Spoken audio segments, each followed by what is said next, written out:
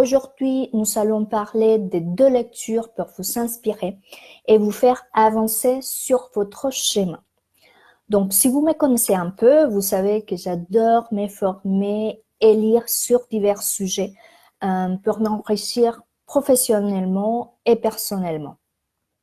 Et en fait, je vais vous parler de 2 livres de Raphaël Giordano, qui est une ancienne directrice artistique qui travaille aujourd'hui avec le coaching créatif pour retrouver le bien-être et le bonheur. Donc, il y a, je pense, 2-3 ans, j'avais lu son livre « Ta deuxième vie commence quand tu comprends que tu n'en as qu'une ». Et en fait, ce Noël, pendant les vacances, j'ai lu son deuxième livre, il en a 3, qui s'appelle Le jour où les lions mangeront de la salade verte. Donc, ces titres sont toujours assez parlants.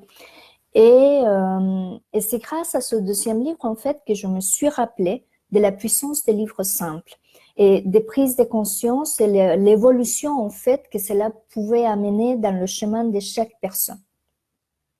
Donc, je me suis dit, en fait, que c'est une bonne idée de pouvoir vous partager ce type de livre et vous expliquer pourquoi je trouve que c'est intéressant et vous donner des pistes de lecture tout simplement.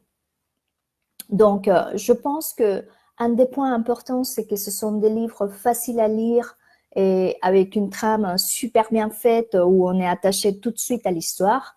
La deuxième chose, c'est vraiment un côté ludique pour comprendre des concepts un peu plus compliqués des fois, mais qu'avec des exemples, vraiment, par exemple, la façon comment Raphaël l'amène dans ses livres, c'est vraiment très intéressant. Et troisième chose, toujours par rapport au bien-être, c'est de faire travailler notre cerveau parce que la lecture, c'est une belle façon de garder une bonne hygiène de notre cerveau. Donc, je vais vous commencer à parler du premier livre. Malheureusement, je ne l'ai plus avec moi. Mais en fait, déjà, quand on pense au titre, ta deuxième vie commence le jour que tu comprends que tu n'en as qu'une. Je trouve déjà que le titre est assez percutant, que ça reflète énormément la situation actuelle de la société. Des personnes qui semblent tout avoir en fait pour être heureux, mais qui ont l'impression que le bonheur ou la joie de vivre ne fait pas partie de leur vie. Et donc Camille, qui est la protagoniste de ce livre-là, rencontre Claude, qui est un routinologue. Donc elle a mis son nom là. Et il les dit en fait qu'elle souffre de routinite aiguë. Et donc, il définit ça comme ce mal, comme par une baisse en fait des motivations, une morosité qui s'installe et des difficultés à saisir le bonheur malgré les bonnes conditions qu'on peut avoir. Et donc, il les propose un accompagnement original et elle accepte. En fait, c'est un schéma. Il les fait parcourir un chemin de conscience, un chemin des passages à l'action, un chemin de aussi se poser des questions et de créer en fait des objectifs et de routines qui font qu'on se sent ressourcés et qui vont nous aider pour atteindre nos objectifs.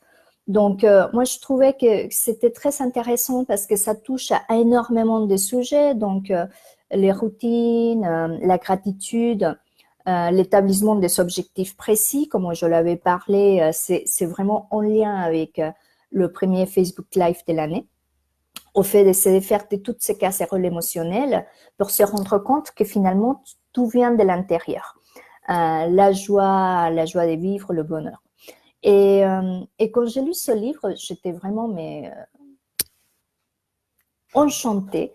Je l'ai lu super rapidement. Et j'avais l'impression un peu de voir mes clientes lors du moment qu'elles font les accompagnements avec moi, parce que c'est vraiment un cheminement. Et bref, je trouve que ce livre, c'est une belle inspiration pour se remettre dans le bain et mettre en place une belle routine ressourçante. Elle donne plein d'idées qu'on peut prendre pour les mettre en place. Donc vraiment, c'était un vrai coup de cœur. Ta deuxième vie commence quand tu comprends que tu n'en as qu'une.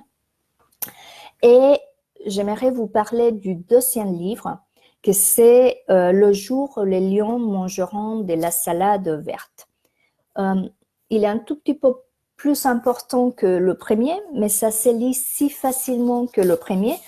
Par contre, j'ai préféré le premier que le deuxième, même si j'ai eu beaucoup de passion à le lire et j'ai appris des choses et on est vraiment pris par la trame. Mais cette fois-ci, l'auteur parle de ce qu'elle appelle la bornerie. À chaque fois, elle amène un concept avec un nom spécifique. Et là, ce qu'on dit à partir de la bornerie, en fait, c'est l'ensemble des comportements plus ou moins nuisibles auxquels presque tout le monde est confronté. Donc, le manque de tact, la lutte des pouvoirs, les critiques dures, l'agressivité, l'intransigeance, l'intolérance, bon, bref, tous ces mots qui frappent notre humanité.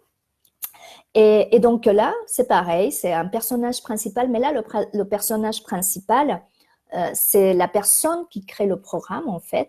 C'est pareil, c'est un programme. Et son objectif, c'est de faire ce qu'elle appelle un relooking intégral de la posture et de la mentalité. Et ce livre-là, il va être beaucoup plus accentué sur l'état d'esprit. Et elle met en lumière 5 clichés. C'est pour ça qu'il y a quelques personnes qui ont critiqué ce livre, parce qu'il y a énormément de clichés, mais si on sort du cliché et on prend la profondeur du livre, c'est toujours intéressant. Et donc, elle sort 5 clichés. Le premier, c'est vraiment le roi. Donc, c'est lui qui se permet tout, qui est égocentrique, exigeante, qui est sous contrôle, sans pitié. Ensuite, elle a la super maman, mais c'est la super maman qui est intransigeante, forte, inquisitrice, qui fait tout pour le bonheur des enfants, mais ce qui les semble juste pour elle.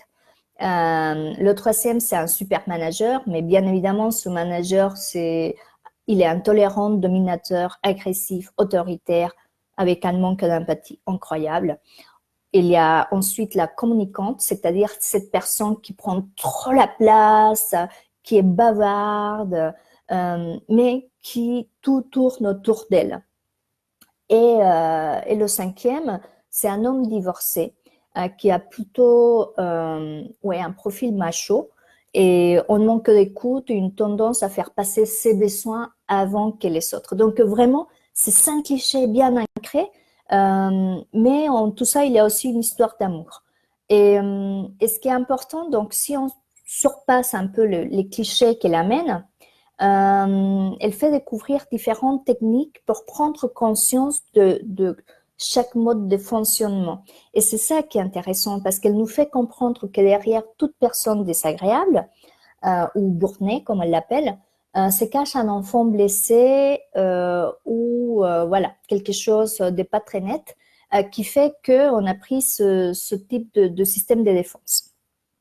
Et donc, c'est donner une autre dimension de compréhension par rapport à ces types de comportements, mais aussi, déjà pour les personnes qui sont comme ça, savoir comment mettre en place ça vraiment avec un changement d'état d'esprit, avec l'empathie, avec la gratitude. Bon, elle développe plein de choses, mais aussi, elle vise l'autre côté, c'est-à-dire la personne qui est touchée par ce type de comportement. Et donc, comment faire, comment mettre ses propres besoins avant, comment communiquer. Et donc, elle parle par exemple de la communication non violente. Donc, comment formuler les choses d'une façon qu'on ne fait pas mal à l'autre. Donc, c'est vraiment très intéressant. Donc, mon coup de cœur, il est plutôt plus sur ta deuxième vie commence quand tu comprends que tu en as une. Mais je trouve si intéressant le deuxième je reprends le nom parce que je l'oublie, le jour où les lions mangeront de la salade verte. Vraiment, ce sont des livres pour réfléchir, ce sont des livres où on peut faire aussi un peu les exercices qu'elle propose et c'est des livres qui nous amènent à des prises de conscience. C'est pour ça que je voulais vous proposer ces 2 livres-là aujourd'hui parce que déjà, j'ai lu le deuxième il n'y a pas très longtemps. Et parce que je pense aussi que c'est important d'avoir des sources d'inspiration. Bien évidemment, c'est encore mieux quand on est accompagné, mais avoir des sources d'inspiration, soit par des livres, soit par des personnes qu'on suit, parce qu'elles nous donnent un schéma, ou elles nous donnent des idées, ou elles nous éveillent des prises de conscience, c'est important pour cheminer dans la vie pour continuer à évoluer et se transformer vers ce but de cette belle personne qu'on veut être. Donc, voilà ce que je voulais vous partager aujourd'hui. Si vous avez des questions, n'hésitez pas à les mettre ici sous les commentaires. Je pourrais les consulter après sans problème et répondre. J'espère que vous avez bien pris note des livres. Et si vous les lisez, partagez avec moi vos ressentis, est-ce que vous avez appris, les prises de conscience. C'est toujours intéressant d'avoir ces retours. Donc,